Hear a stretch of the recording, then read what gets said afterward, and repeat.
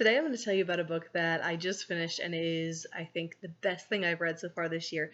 It's called The Game of Love and Death by Martha Brockenbrough, I think is how you say her last name.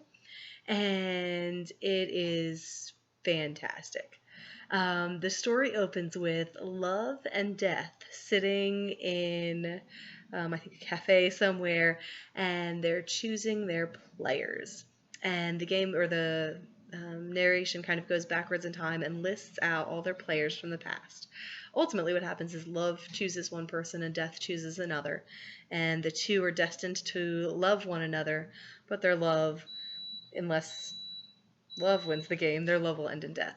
And so far, death has always been the victor. And so we get this list of famous loves from history: Romeo and Juliet, Helen and Paris. And so the story opens with love and death choosing their players in a slightly more modern setting. They're in the 1920s at the time.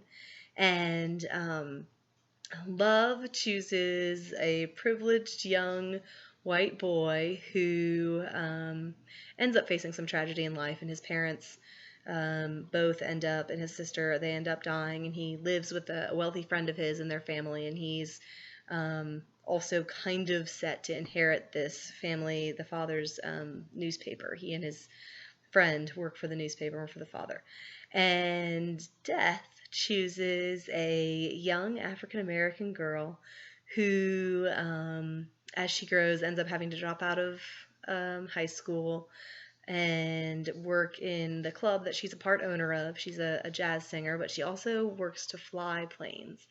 And she wants to be like Amelia Earhart and Bessie Coleman, and she loves the sky. But of course, the two of them meet and fall in love, and as the story progresses, things get more and more complex. Love wants to win, death wants to win, and they have opportunities and ways that they can manipulate the game.